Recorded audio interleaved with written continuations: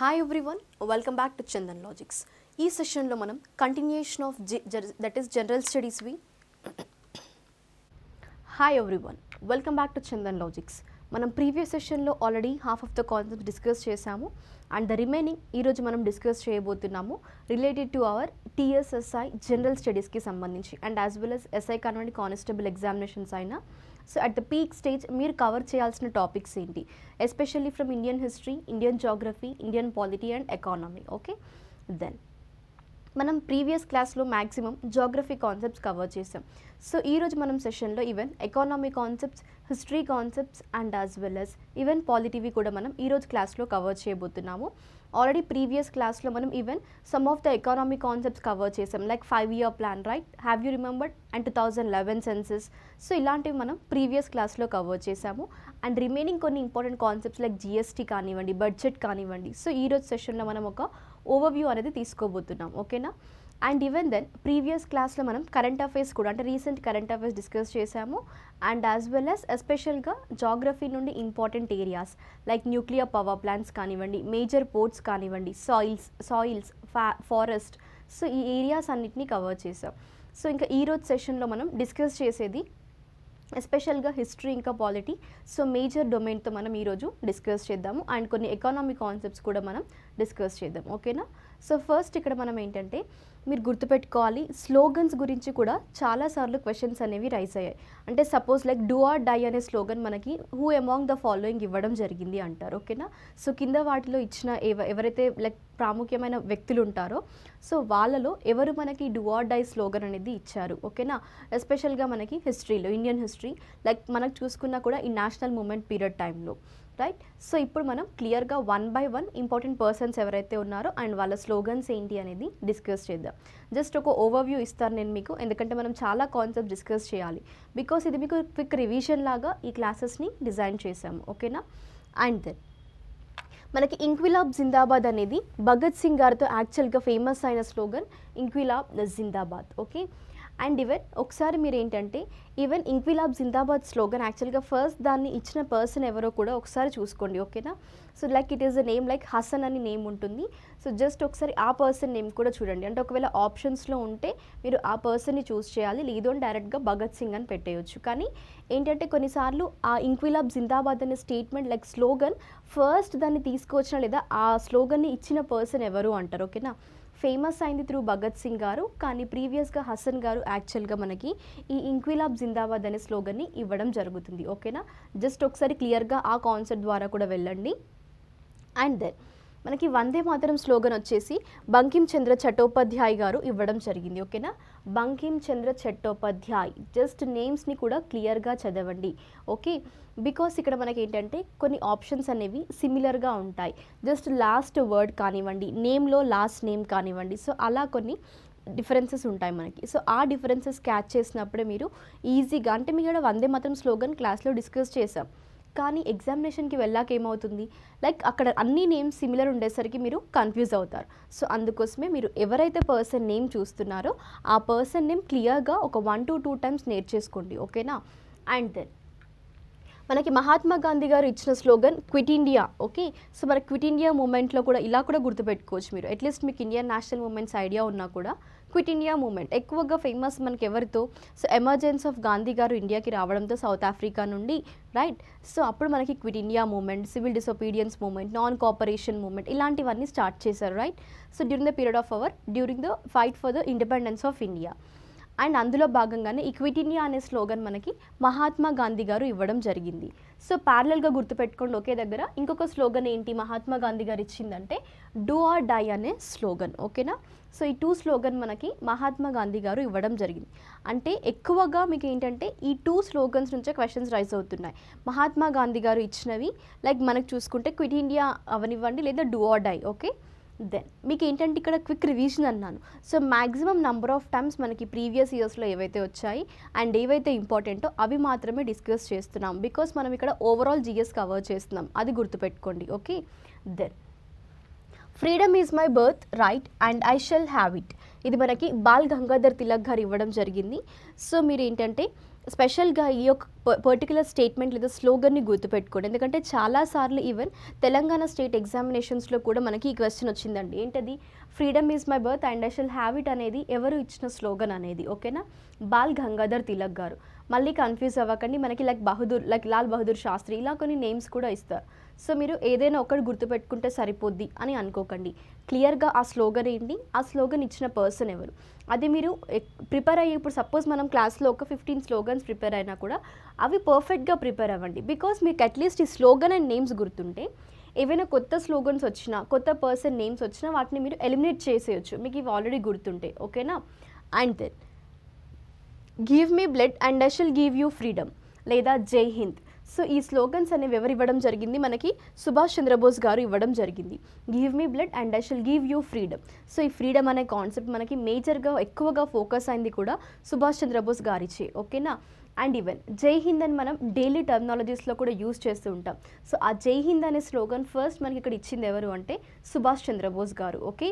And then next జై జవాన్ జై కిసాన్ అనే స్లోగన్ మనకి లాల్ బహదూర్ శాస్త్రి గారు ఇవ్వడం జరిగింది. దాంతోపాటు గుర్తుపెట్టుకోండి, ఇక్కడ మనకి ఏమన్నారు? జై జవాన్ జై కిసాన్ వచ్చేసి లాల్ బహదూర్ శాస్త్రి గారు. ద సేమ్ స్లోగన్ని కొంచెం చేంజ్ చేశారు. ఏంటంటే ఇంకొక వర్డ్ యాడ్ చేశారు ఎక్స్ట్రాగా, జై విజ్ఞాన్ అనేది కూడా. ఓకేనా? జై జవాన్ జై కిసాన్ అండ్ జై విజ్ఞాన్ అనేది ఎవరిచ్చారు అంటే మనకి అటల్ బిహారీ వాజ్పేయి గారు.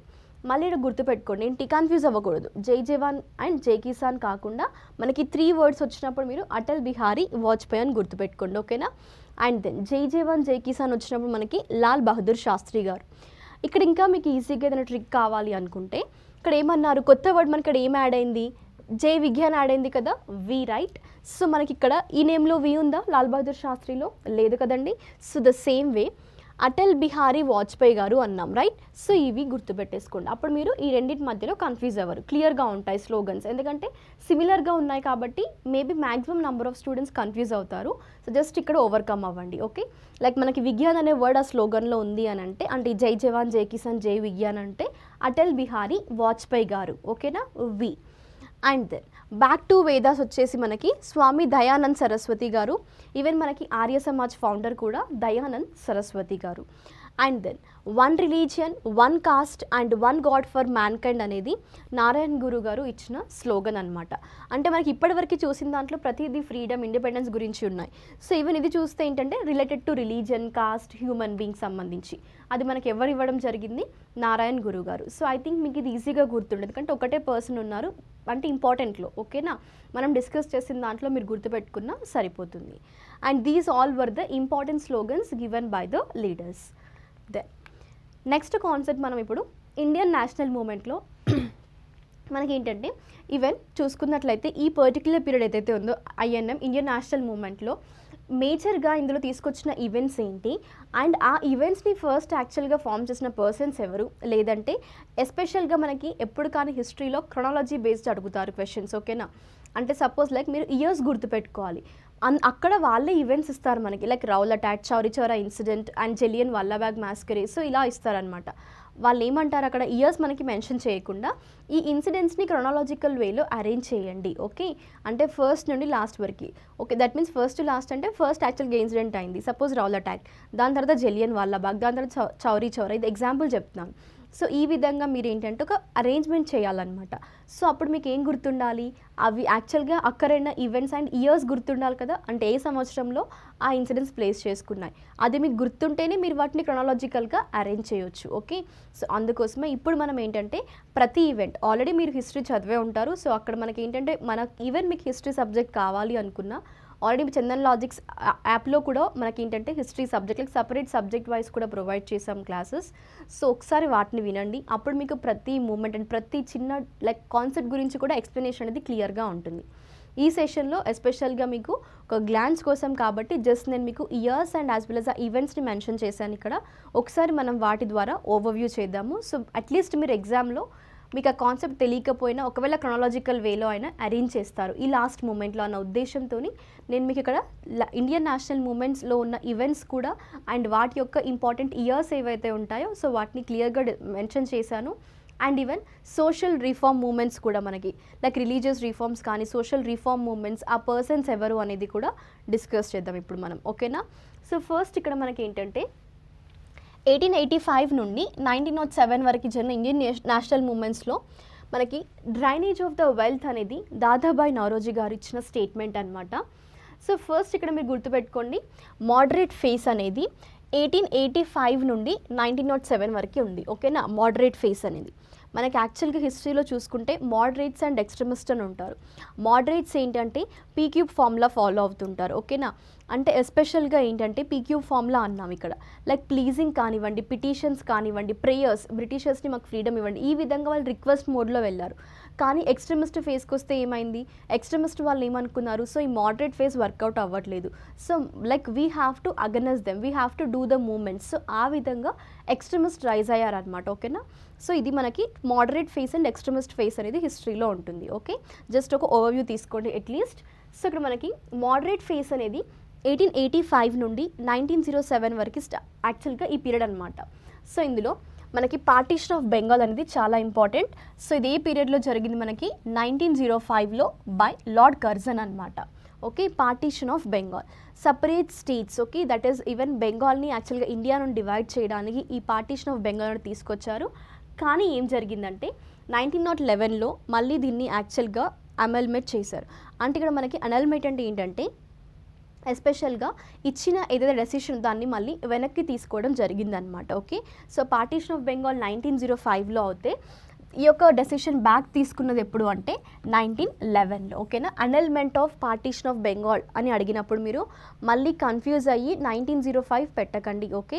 ఒకవేళ partition of Bengal by Lord Curzon అన్నప్పుడు 1905 డెసిషన్ తీసుకుంది, ఆ డెసిషన్ని వెనక్కి తీసుకొని దీన్ని క్యాన్సిల్ చేశారనమాట, పార్టీషన్ చేయట్లేదు, బెంగాల్ ఇండియాలోనే ఉంటుంది అని. అది ఎప్పుడు అని అంటే మనకి అనల్మెంట్ అనే వర్డ్ మీరు చూసినట్లయితే 1911 అని ఆప్షన్ ట్రిక్ చేయండి, ఓకేనా. దెన్ స్వదేశీ మూమెంట్ వచ్చేసి మనకి 1906, ఓకే. సో ఇక్కడ మనకి ఏంటంటే ఫారిన్ గుడ్స్ని బాయ్కాట్ చేయడం అవంతా పర్టికులర్ స్వదేశీ మూమెంట్లో జరిగింది. ఎప్పుడు అది మనకి పార్టీషన్ ఆఫ్ బెంగాల్ తర్వాత ఈ మూమెంట్స్ అన్ని స్టార్ట్ అవుతాయి అన్నమాట 1906లో. దెన్ సూరత్ స్ప్లిట్లో ఏంటంటే కాంగ్రెస్ అనేది 2 పార్ట్స్గా డివైడ్ అయింది, ఎప్పుడు అది 1907లో. అంటే ఈ పార్టీషన్ ఆఫ్ బెంగాల్ స్టార్ట్ చేసిన తర్వాత ఇంకా ఈచ్ అండ్ ఎవ్రీ చాలా మూమెంట్స్ వరకు తీసుకొచ్చారనమాట, like that has to get back అని. అంటే ఈవెంట్స్ మనకు చూసుకుంటే 1905తో స్టార్ట్ అయ్యాయి కదా, సో 1906, 1907 అన్నాం. నేను అక్కడ ఏం చెప్పాను మీకు 1911 అన్నానా. సో ఈ ప్రతి మూమెంట్ యొక్క ఇంపాక్ట్ అనేది ఆ డెసిషన్ వెనకాల ఉన్న రీజన్ అనమాట. సో వీటి ఇంపాక్ట్ అనేది పడిన తర్వాతే మళ్ళీ గవర్నమెంట్ ఇక్కడ ఏంటంటే 1911లో ఈ annulment of partition of Bengal అనేది జరుపుతుంది, ఓకేనా. దెన్ ఎక్స్ట్రీమిస్ట్లు మనం చూసుకుంటే ఎక్స్ట్రీమిస్ట్ మేజర్గా లాల్ బాల్ పాల్ అని గుర్తుపెట్టుకోండి, లాలా లజపత్ రాయ్, బాల్ గంగాధర్ తిలక్ అండ్ బిపిన్ చంద్ర. సో ఇక్కడ మీరు కాన్సన్ట్రేట్ చేయండి. ఎందుకోసం మళ్ళీ ఇక్కడ ఎక్స్ట్రీమిస్ట్ నేమ్ స్పెషల్గా మెన్షన్ చేశానంటే మీ క్వశ్చన్స్లో who among the following is not a extremist అంటారు. అప్పుడు మీకు అట్లీస్ట్ లాల్ బాల్ పాల్ అనేది ఐడియా ఉంటే మీరు అందులో ఎలిమినేట్ చేసేసి ఎవరైతే రిమైనింగ్ పర్సన్ ఉంటారో సో ఆ పర్సన్ని మీరు ఇక్కడ నాట్ ఏ ఎక్స్ట్రీమిస్ట్ అంటారు, ఓకేనా. అందుకే ఈవెన్ ఇక్కడ ఎక్స్ట్రీమిస్ట్ నేమ్స్ కూడా మెన్షన్ చేశాను. ఈవెన్ ముస్లిం లీగ్ వచ్చేసి మనకి 1906లో ఫామ్ అవ్వడం జరిగింది. ఏంటంటే అది ముస్లిం లీగ్. అండ్ దెన్ మనం ఇక్కడ వరకు ఏంటి 1907 వరకు డిస్కస్ చేసాం, ఓకేనా. సో ఫస్ట్ ఫేజ్ ఇది.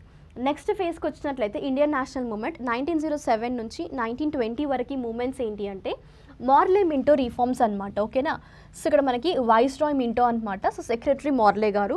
ఈ మార్లే మింటో రిఫార్మ్స్ అనేవి మనకి ఎస్పెషల్గా ఎందుకు తీసుకొచ్చారంటే సపరేట్ ఎలక్టోరేట్ ఫర్ ముస్లిమ్స్ అనే ఒక కాన్సెప్ట్తో ఈ మార్లే మింటో రిఫార్మ్స్ తీసుకొచ్చారు. ఎప్పుడు అది మనకి 1909లో, ఓకేనా.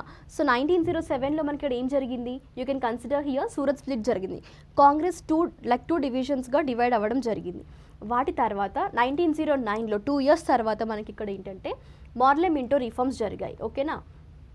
దెన్ ఈవెన్ క్యాపిటల్ మనకి కోల్కతా నుండి ఢిల్లీకి ఎప్పుడు షిఫ్ట్ అయింది అని అంటే 1911. ఎందుకోసం ఇక్కడ కోల్కతా టు ఢిల్లీ షిఫ్ట్ అయింది, ఈవెన్ మీరు చూసుకోండి annulment of partition of Bengal ఎప్పుడు జరిగింది మనకి, ఇందాక నేను డిస్కస్ చేశాను మీకు 1911లో.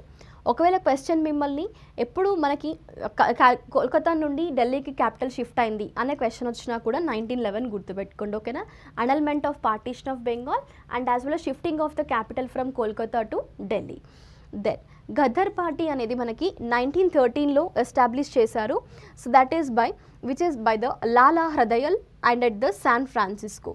ఈవెన్ ఈ యొక్క క్వశ్చన్ చాలాసార్లు రిపీట్ అయింది. ఇదేంటంటే కేసరి న్యూస్ పేపర్ అనేది మనకి తిలక్ గారు ఇవ్వడం జరిగింది. ఓకేనా, 1907లో. ఏంట న్యూస్ పేపర్? కేసరి అనే న్యూస్ పేపర్. ప్రీవియస్ ఇయర్స్లో కూడా చాలా నంబర్ ఆఫ్ టైమ్స్ ఈ క్వశ్చన్ రిపీట్ అయింది. Kesari was a newspaper published by whom? Okay, which is by Tilak, Bal Gangadhar Tilak, one of the extremist person. Lal Bal Pal గుర్తుందా అండి? ఇదివరకే డిస్కస్ చేసాం ఎక్స్ట్రీమిస్ట్ ఎవరు అనేది. దెన్ మనకి ఇక్కడ హోమ్ రూల్ లీగ్ అనేది 1916లో స్టార్ట్ అయింది యాక్చువల్గా. ఇక్కడ మీరు కన్ఫ్యూజ్ అవ్వకండి. ముస్లిం లీగ్ వచ్చేసి 1906. ఓకే, 6 అనేది కామన్ ఇక్కడ లాస్ట్ డిజిట్, అలా గుర్తుపెట్టుకోండి ప్లీజ్. లీగ్ అనే వర్డ్ వస్తే Muslim League 1906. Okay, and then next ఏంటి? హోమ్ రూల్ లీగ్ వచ్చేసి 1916. ఎందుకోసం అంటున్నాను అంటే కన్ఫ్యూజ్ అయిపోయి మళ్ళీ 1906 ఆన్సర్ పెట్టేశారు చాలామంది. ఎందుకంటే అది ముస్లిం లీగ్ అని ఉంది అండ్ యాజ్ వెల్ 6 కూడా కామన్ ఉంది. సో మీరు ఏంటంటే హరీబరీ టెన్షన్లో ఏంటంటే రాంగ్ ఆన్సర్స్ చేస్తారు మీకు తెలిసి కూడా. సో అందుకే జాగ్రత్తగా ఉండండి, ఆప్షన్స్ని క్లియర్గా చూసి. అది హోమ్ రూల్ లీగ్ అయినప్పుడు 1916 అనమాట. అండ్ దెన్ ఇక్కడ ఏంటంటే హోమ్ రూల్ లీగ్ అనేది 2 పర్సన్స్ యాక్చువల్గా ఇంపార్టెంట్ రోల్ ప్లే చేశారు. అది ఎవరంటే మనకి బాల్ గంగాధర్ తిలక్ గారు అండ్ యానీ బీసెంట్ గారు. ఓకేనా, బాల్ గంగాధర్ తిలక్ గారు ఏంటంటే కొన్ని ప్లేసెస్ని లైక్ యాక్చువల్గా home rule league movement spread చేశారు అండ్ అందులో ఏంటంటే బాంబేని ఎక్స్క్లూడ్ చేశారు. కానీ యానీ బీసెంట్ గారు ఈవెన్ బాంబేని ఇంక్లూడ్ చేస్తూ ఆల్ అదర్ పార్ట్స్ ఆఫ్ ఇండియాకి ఈ హోమ్ రూల్ లీగ్ మూమెంట్ని స్ప్రెడ్ చేయడం జరిగింది. ఓకే, సో ఇక్కడ మనకి యానీ బీసెంట్ గారు ఇంకా బాల్ గంగాధర్ తిలక్ గుర్తుంచుకోండి, ఎందుకంటే క్వశ్చన్స్ అడుగుతారు. హోమ్ రూల్ లీగ్ మూమెంట్ అనేది ఎక్కువగా లైక్ మనకి ఇంపార్టెంట్ రోల్ ప్లే చేసిన పర్సన్స్ ఎవరు? This was formed by whom?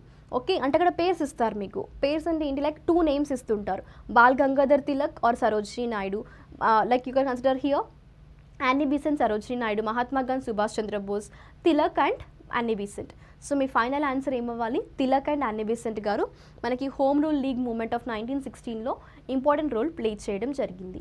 Clear కదా మీకు? ఇప్పుడు ప్రతి ఒక్క మూమెంట్ కానివ్వండి, వాటి యొక్క founders or else like the persons who played a major role and వాటి యొక్క ఇయర్స్. ఓకే, దెన్ నెక్స్ట్ ఇప్పుడు మనకి ఏంటంటే కొన్ని సోషల్ రిఫార్మ్ మూమెంట్స్ చూసుకుందాం. ఓకే, సో చాలా ఇంపార్టెంట్ ఇవి.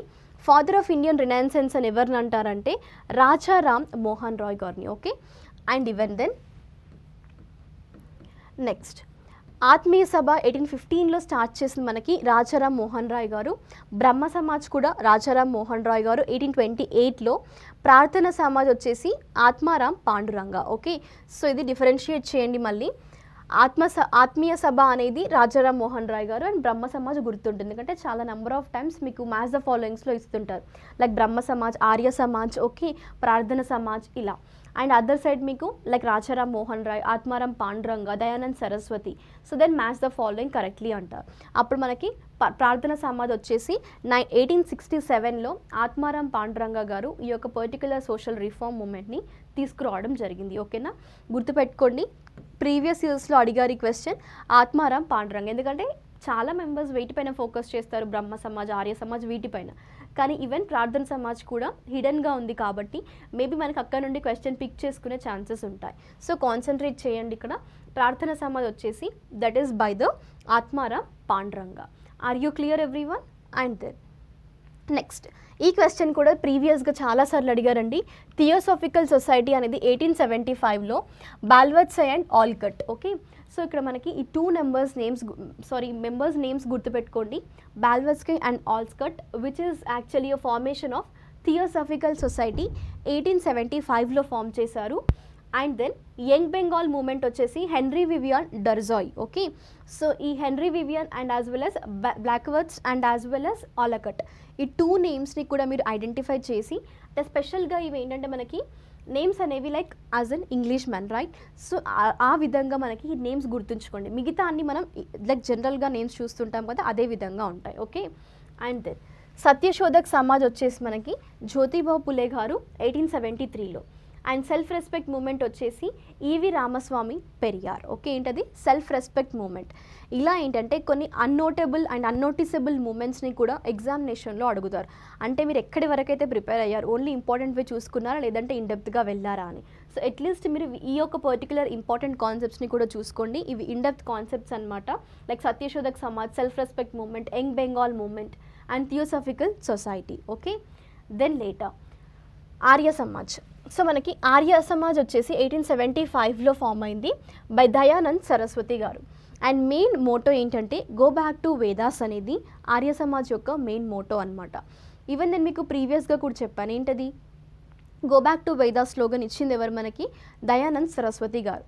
ఈవెన్ ఆర్య సమాజ్ ఫామ్ చేసింది కూడా మనకి దయానంద్ సరస్వతి గారు. ఓకేనా, మీరు ఒకవేళ ఆర్య సమాజ్ బ్రహ్మ సమాజ్ ఫౌండర్స్ గురించి కన్ఫ్యూజ్ అయితే గుర్తుపెట్టుకోండి ఈజీగా, ఆర్య సమాజ్ అన్నాం. ఓకేనా, వైఏ ఉంటుంది, Arya ARYA. Okay, then Dayanand Saraswati YA, తన నేమ్లో కూడా దయానంద్. ఓకే, సో అలా ఆర్య అండ్ దయానంద్ యా గుర్తుపెట్టేసుకోండి. ఓకే, సో అది మనకి అంటే మీరు కన్ఫ్యూజ్ అవ్వరు, మళ్ళీ బ్రహ్మ సమాజ్ ఎవరు ఫామ్ చేశారు, మళ్ళీ ఇది ఎవరు ఫామ్ చేశారు. ఒకవేళ మీకు ఎగ్జామినేషన్లో కన్ఫ్యూజ్ అయ్యే పొజిషన్ ఉన్నా కూడా వాటిని ఓవర్కమ్ అయిపోండి. ఓకేనా, and then next it DVA schools also started by the Arya Samaj అనమాట. Even it started the Shuddhi movement కూడా. ఏంటది ఆర్య సమాజ్ అనేది? క్వశ్చన్ ఎలా అడుగుతారంటే Shuddhi movement comes under which of the following. Okay, Arya Samaj or Brahmo Samaj? Answer ఏమవ్వాలి, Arya Samaj. Are you clear? And then next మనకి Ramakrishna mission start చేసిన స్వామి వివేకానంద గారు. And also parliament of religious conference 1893లో. Okay, by స్వామి వివేకానంద గారు. అండ్ దెన్ ఈ క్వశ్చన్ కూడా చాలాసార్లు అడిగారు. అలీగర్ ముస్లిం దట్ ఈస్ అలీగర్ మూమెంట్ లేదా అలీగర్ ముస్లిం యూనివర్సిటీ కూడా ఫామ్ చేసి మనకి 1875లో ఈ మూమెంట్ స్టార్ట్ అయింది. అలీగర్ మూమెంట్ అనేది ఫౌండర్ వచ్చేసి సర్ సయ్యద్ అహ్మద్ ఖాన్ గారు. ఓకేనా, ఏంటది ఆ పర్సన్ నేమ్ ఏంటి, సర్ సయ్యద్ అహ్మద్ ఖాన్ గారు అనగానే మీకు గుర్తు రావాల్సింది Aligarh movement. Are you clear? In which year? In 1875. And then Lucknow pact మనకి 1916లో, రౌలట్ యాక్ట్ వచ్చేసి 1919, జలియన్ వాలాబాగ్ మాస్కర్ ఎప్పుడది 13th April 1919, రౌలట్ యాక్ట్ 1919. అంటే ఇక్కడ మీకు ఏం గుర్తుండాలి, ఖిలాఫత్ మూమెంట్ 1919 బై షౌకత్ అలీ. ఇవి 3 మూమెంట్స్ మనకి 1919లో ప్లేస్ చేసుకున్నాయి. ఓకేనా, రౌలట్ యాక్ట్ ఇంకా Khilafat and Jallian Walabagh. So 1919 year అనేది చాలా ఇంపార్టెంట్. మేబీ మీకు ఇందులో నుండి ఏదైనా ఒక క్వశ్చన్ రావచ్చు. సో గుర్తుపెట్టుకోండి, 1919లో 3 మూమెంట్స్ జరిగాయి, లక్నో యాక్ట్, జలియన్ వాలాబాగ్ మాస్కర్, ఖిలాఫత్ మూమెంట్. ఓకేనా, దెన్ సో దీంతో మనకి ఏంటంటే ఆల్ ద హిస్టరీ కాన్సెప్ట్స్ అంటే క్రొనాలజీ బేస్డ్ గుర్తుండేవి, స్లోగన్స్ కానీ, సో అలా ఇంపార్టెంట్ ఏరియాస్ కవర్ చేసాం. ఇప్పుడు మనం ఎకానమిక్ కాన్సెప్ట్లో గూడ్స్ అండ్ సర్వీస్ ట్యాక్స్ ఎన్నో అమెండ్మెంట్ మనం లాస్ట్ క్లాస్లో అమెండ్మెంట్స్ డిస్కస్ చేసామా లేదా? ఎస్ రైట్, ఇంపార్టెంట్ అమెండ్మెంట్స్లో మనకి GST ఏ అమెండ్మెంట్ ప్రకారం రావడం జరిగింది, 101 కాన్స్టిట్యూషనల్ అమెండ్మెంట్ యాక్ట్ ప్రకారము ఇండియాలో గూడ్స్ అండ్ సర్వీస్ ట్యాక్స్ని ఇంట్రడ్యూస్ చేశారు కదా. సో మనకి GST అనేది ఎన్ని టైప్స్ ఉంటుంది, బేసిక్ క్వశ్చన్ ఇది, మీకు వస్తే రావచ్చు ఎగ్జామ్లో, ఆశ్చర్యపడాల్సిన అవసరం లేదు. ఎందుకంటే చాలా స్టూడెంట్స్కి తెలియకపోవచ్చు, ఎందుకంటే ఒకవేళ ఎవరైనా న్యూ టు ద సెషన్స్ అయితే కూడా చూసుకోండి, GST అనేది 3 టైప్స్ ఉంటుంది. Okay, CGST, SGST, IGST. Okay, C అనేది ఏంటంటే సెంటర్ చూసుకుంటుంది, S స్టేట్. ఓకే, I అనేది ఇంటర్ స్టేట్స్ మధ్యలో జరిగేది, కానీ అది స్టేట్ గవర్నమెంటా సెంట్రల్ గవర్నమెంటా, మీరు క్వశ్చన్ IGST నుంచి ఎక్స్పెక్ట్ చేయొచ్చు. ఓకే, సో మనం డిస్కస్ చేద్దాం ఫస్ట్ ఇక్కడ. కానీ మీరు తెలుసుకోవాల్సింది ఏంటి అంటే GST అనేది మనకి 101 కాన్స్టిట్యూషనల్ అమెండ్మెంట్ యాక్ట్ ప్రకారము ఇంట్రడ్యూస్ చేశారు ఇండియాలో. Okay, and as well as దీన్ని ఏమంటారు, what is the full form of GST? Goods and services tax. గుర్తుపెట్టుకోండి, ఏంటది గూడ్స్ అండ్ సర్వీసెస్ ట్యాక్స్. మళ్ళీ ఈ చిన్న చిన్న వాటికి కూడా కన్ఫ్యూజ్ అయిపోయి అయ్యో మేము రాంగ్ పెట్టేసాము అనుకుంటే వేస్ట్ అక్కడ. ఎందుకంటే ఆల్రెడీ మనం క్లాస్లో డిస్కస్ చేస్తున్నాము, ఈవెన్ చిన్న చిన్న క్వశ్చన్స్, ఎందుకంటే మీకు పేపర్ మొత్తం టఫ్ లెవెల్లోనే ఉండదు, కొన్ని బేసిక్ క్వశ్చన్స్ కూడా అడుగుతారు. సో అప్పుడు మీరు ఈ బేసిక్ దగ్గర కూడా మిస్టేక్ చేస్తే you can't like success right. So మీరు అట్లీస్ట్ బేసిక్స్ పర్ఫెక్ట్ ఉన్నాయి, ఎందుకంటే స్పెషల్గా ఇది మీకు రివిజన్ పర్పస్లో చెప్తున్నాను కాబట్టి మీరు ఫోకస్ చేసుకోండి. అట్లీస్ట్ ఈ తక్కువ సమయంలో మీకున్న టైంలో మీరు ఎక్కువగా కొన్ని కాన్సెప్ట్స్ కవర్ చేసి GSలో మంచి స్కోర్ తెచ్చుకోవచ్చు అనమాట. అట్లీస్ట్ నేను చెప్పిన కాన్సెప్ట్స్ మీరు ఇన్డెప్త్గా వెళ్తూ ఆ కాన్సెప్ట్స్ని క్లియర్గా కవర్ చేస్తూ, ఓకేనా, సమ్ నంబర్ ఆఫ్ టాపిక్స్ మనం కవర్ చేస్తున్నాం ఈ 2 క్లాసెస్లో. సో మీకు ఇది చాలా యూస్ఫుల్ అవుతుంది. బెటర్ వీటిని ఒక వర్త్ఫుల్ మేనర్లో యూస్ చేసుకోండి. అండ్ మీ ఫ్రెండ్స్కి కూడా షేర్ చేసి, మీ ఫ్యామిలీ మెంబర్స్ కానీ ఎవరైతే ప్రిపేర్ అవుతున్నారో, ఈవెన్ లైక్ SIకి కానిస్టేబుల్ కూడా మీకు ఈ సిలబస్ యూస్ అవుతుంది. ఓకేనా, ఎందుకంటే మనకు అప్కమింగ్ కానిస్టేబుల్ కూడా ఉంది కాబట్టి, సో వాటిని ఉద్దేశించి ఎస్పెషల్గా ఈ GS అనేది మీ యొక్క ఎగ్జామినేషన్ సంబంధించి ఓవర్వ్యూ ఇవ్వడానికి వీటిని డిజైన్ చేశాం. ఓకే, అండ్ దెన్ ఈవెన్ మీరు ఈ కాన్సెప్ట్స్ని మళ్ళీ మెయిన్స్ అప్పుడు కూడా రివైజ్ చేసుకోవచ్చు. మళ్ళీ వాటి ఏంటంటే ఇన్డెప్త్గా వెళ్ళాలి. ప్రిలిమ్స్కి ఏంటంటే మీరు బేసిక్స్ నేర్చుకుంటున్నారు, ఓకే ఈ టాపిక్ అంటే ఏంటి అనేది జస్ట్ ఇప్పుడు తక్కువ టైంలో కవర్ చేస్తున్నారు. కానీ మెయిన్స్కి మీకు టైం ఉంటుంది కదా, సో మళ్ళీ ఒకసారి వీడియోస్ ఆన్ చేసుకొని ఇందులో కవర్ చేసిన టాపిక్స్ ఏవైతే ఉన్నాయో ఆ టాపిక్స్ గురించి ఇన్డెప్త్గా చదవడానికి ట్రై చేయండి మెయిన్స్ అప్పుడు. సో దాన్ని ఉద్దేశించి ఎస్పెషల్గా ఈ క్లాసెస్ డిజైన్ చేశాం. మీకు ఓవరాల్ మీ ఎస్ఐ సక్సెస్ కానీ మీ ఎస్ఐ యొక్క ఈ కాంపిటీషన్ ఏదైతే ఉందో ఎగ్జామినేషన్, సో ఆ యొక్క పర్టికులర్ ఎగ్జామినేషన్ ఫోకస్ చేస్తూ జనరల్ స్టడీస్ నుంచి వచ్చే మ్యాక్సిమం నెంబర్ ఆఫ్ టాపిక్స్ని పిక్ చేసి ఇక్కడ మీకు డిస్కస్ చేస్తున్నాం, ఓకేనా. అండ్ దెన్ ఈవెన్ మనకి జిఎస్టీ అనేది డైరెక్ట్ ట్యాక్సా ఇండైరెక్ట్ ట్యాక్సా, ఈ క్వశ్చన్ కూడా ప్రీవియస్గా ఈవెన్ సెంట్రల్ లెవెల్ ఎగ్జామినేషన్స్లో కూడా రిపీట్ అయింది. గూడ్స్ అండ్ సర్వీసెస్ ట్యాక్స్ అనేది ఇండైరెక్ట్ ట్యాక్స్, ఓకే గుర్తుపెట్టేసుకోండి. ఇంకా మళ్ళీ రివిజన్ కాదు, ఇది ఆల్రెడీ రివిజన్ క్లాసే మనకి. గూడ్స్ అండ్ సర్వీసెస్ ట్యాక్స్ అనేది indirect tax, okay what is that indirect tax. And GST means what goods and services tax. ఏ అమెండ్మెంట్ ప్రకారం ఇంట్రడ్యూస్ చేశారు? 101 కాన్స్టిట్యూషనల్ అమెండ్మెంట్ యాక్ట్ ప్రకారం మనకి గూడ్స్ అండ్ సర్వీస్ ట్యాక్స్ని ఇంట్రడ్యూస్ చేయడం జరిగింది, right. And then goods and services tax అనేది which actually పార్లమెంట్లో పాస్ అయింది ఎప్పుడు అంటే మనకి 29th March 2017లో పాస్ అయింది. And came in to effect on 1st July, April May June, after 3 months July 1st ఇది ఇంప్లిమెంటేషన్లోకి వచ్చింది. ఒకవేళ ఇది కూడా అడుగుతారు మిమ్మల్ని 1st July 2017, అట్లీస్ట్ ఇయర్ అయినా ఫోకస్ చేస్తారు. జిఎస్టీ ఇండియాలో ఎప్పుడు ఇంట్రడ్యూస్ చేశారు అంటే 2017, 2017లో మనకి జిఎస్టీ అనే కాన్సెప్ట్ రావడం జరిగింది ఇండియాలో, ఓకేనా. అండ్ దెన్ మనకి ఈ యొక్క పర్టికులర్ ప్రోడక్ట్స్ ఏవైతే ఉన్నాయో గుర్తుపెట్టుకోండి, these were exempted from GST, అంటే వీటిపైన మనకి జిఎస్టీ ఉండదు. కాన్సన్ట్రేట్ చేయండి ఏంటది విచ్ ఆర్ ఎగ్జెంప్టెడ్, బికాస్ మీకు ఆప్షన్స్లో కూడా ఇస్తారు ఏమని, ఇందులో ఎగ్జెంప్ట్ అయినవి ఇంకా ఎగ్జెంప్ట్ అవ్వనివి లైక్ టెక్స్టైల్స్ కానివ్వండి, సో వాటిపైన లైక్ ప్రోడక్ట్స్ కొన్ని ఉంటాయి కదా మనకి వాటిపైన అనమాట. అంటే ఇక్కడ మీకు ఏవైతే ఎగ్జామ్ట్ అయ్యాయో అవి మీకు గుర్తుంటే సరిపోతుంది, ఓకేనా. అన్ని ప్రోడక్ట్స్ గుర్తుపెట్టుకోవాల్సిన అవసరం పెద్ద లిస్ట్ అయిపోతుంది అప్పుడు జిఎస్టీ ఉన్న ప్రోడక్ట్స్ అంటే. అలా కాకుండా జిఎస్టీ వేటికైతే లేదో ఫస్ట్ అవి గుర్తుపెట్టేసుకోండి. ఒకవేళ క్వశ్చన్లో మిమ్మల్ని అడిగినా కూడా మీరు ఇవి పర్టికులర్గా ఏవైతే ఎగ్జామ్ట్ అయ్యాయో అవి గుర్తుంటే మీరు వాటిని ఎలిమినేట్ చేసేయచ్చు, ఓకేనా. సో ఇక్కడ మనకి ఎగ్జామ్ట్ అయినవి ఏంటి అంటే alcohol, petroleum products, vegetables, honey, okay ఇంకా సమ్ అదర్ ప్రోడక్ట్స్ కూడా ఉంటాయి బట్ మేజర్గా ఇవి గుర్తుపెట్టుకోండి సరిపోతుంది. అండ్ లేటర్ ఈవెన్ మనకి గూడ్స్ అండ్ సర్వీసెస్ అనేవి ఒక 5 different ట్యాక్స్ స్లాబ్స్గా like for the collection of tax అనేది 5 different స్లాబ్స్గా డివైడ్ అయ్యాయి. అవి ఏంటంటే 0%, 5%, 12%, 18% అండ్ 28%, ఓకే. బికాస్ కొన్నిసార్లు అడుగుతారు, మ్యాక్సిమం ఇలాంటివి మీకు మెయిన్స్లో అడుగుతారు బట్ గుర్తుపెట్టుకోండి ఏంటంటే గూడ్స్ అండ్ సర్వీసెస్ అనేవి డివైడ్ అనేవి ఎన్ని స్లాబ్స్గా ఒకవేళ అంటే అప్పుడు 5 స్లాబ్స్ అంటారు. Then which of the following is not a tax slab అన్నప్పుడు మీకు ఇవన్నీ గుర్తుండాలి 0, 5, 12, 18 and 28, okay. Then only you can eliminate these answers and which is not under a tax slab you can write it, okay. Then next ఇందాక చెప్పాను కదా నేను మీకు 3 types of taxes ఉంటాయి after the implementation of GST, okay. What are the 3 types of taxes అంటే CGST, okay అది central goods and services tax, SGST states goods and services tax, IGST అంటే inter state యాక్చువల్గా, ఓకేనా. మీరు ఇక్కడ గుర్తుపెట్టుకోండి ఈ ఇంటర్ స్టేట్ సేల్స్ ఏదైతే ఉందో ఇది మీకు కరెక్ట్గా గుర్తుంటుంది. సిజిఎస్టీ, ఎస్జిఎస్టీ అంటే okay tax collected by central, tax collected by state అంటారు. కానీ coming to IGST central collect చేస్తుందో స్టేట్ కలెక్ట్ చేస్తుందో అది మనకి యాక్చువల్గా ఇది సెంట్రల్ గవర్నమెంట్ కలెక్ట్ చేస్తుంది, ఓకేనా. Here the revenue is collected by the central government from the inter state sales. Are you clear? And then so GST stands for what goods and service tax. ఇది మన direct ట్యాక్సా indirect ట్యాక్సా ఇదివరకు చెప్పాను ఏంటది indirect tax, okay. Then next moving to the some of the basic questions. So ఇవి మీకు చాలాసార్లు అడుగుతున్నారు, ఓకేనా. సో గుర్తుపెట్టుకోండి అంటే ఎలా అడుగుతారు, agriculture is a which of the following which comes under which of the following sector, primary, tertiary or else like secondary, okay none of the above. అప్పుడు మీ ఆన్సర్ ఏం అవ్వాలి, అగ్రికల్చర్ అనేది మనకి ప్రైమరీ సెక్టర్.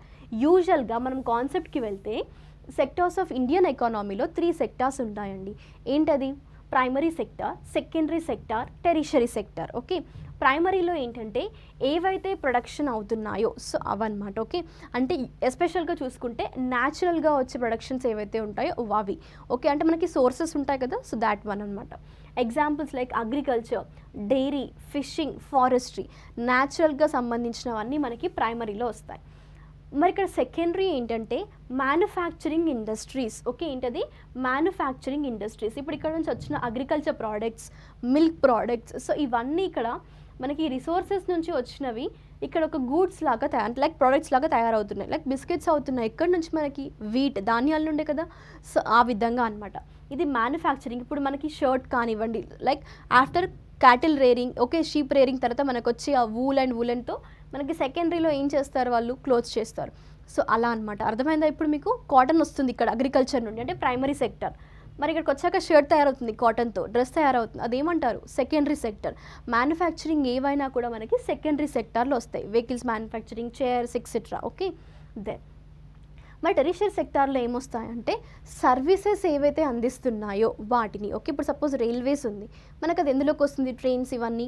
సో ఈ railways కానీ like transport system ఏవైతే ఉన్నాయో, so like all this comes under which ఎస్పెషల్గా మనకి సర్వీస్ సెక్టార్ అంటుంటారు. ఓకేనా, ఆ service sector comes under the tertiary activities. Okay, so మనకి ఎస్పెషల్గా ఇండియన్ ఎకానమీ ఈ 3 వాటిపైన డివైడ్ అయ్యింది. Like it has been based అనమాట. 3 సెక్టార్స్ ఉంటాయి ఇండియన్ ఎకానమీలో: primary sector, secondary sector and tertiary sector.